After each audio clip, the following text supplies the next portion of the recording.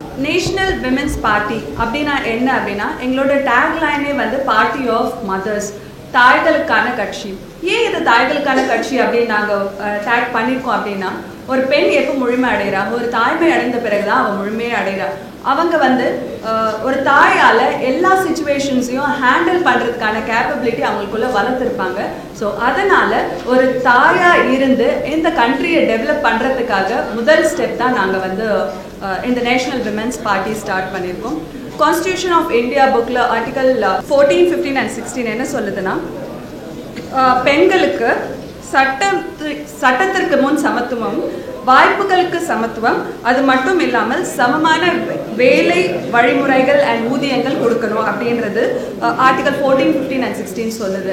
So இதெல்லாம் புக்ஸில் மட்டும் இருக்க வேண்டிய விஷயங்களா? இல்லை, நடைமுறைக்கு கொண்டு வரணும். யார் நடைமுறைக்கு கொண்டு வருவாங்க?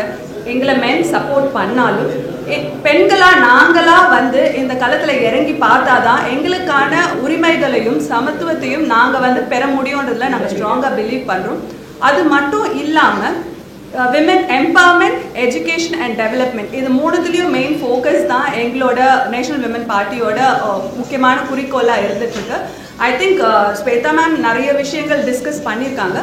We are open to questions. நீங்கள் இப்போ கொஸ்டின்ஸ் கேட்கலாம், ஸோ தட் இன்னும் எங்களோட பார்ட்டி பற்றி நிறைய கிளாரிட்டி ஆஃப் தாட்ஸ் கொடுக்கலாம் அப்படின்ட்டு. எல்லாரும் அரசியலுக்கு வந்துடுறோம், வீட்டை பார்க்கணும் அப்படின்னு சொல்கிறீங்க, கரெக்டு தான்.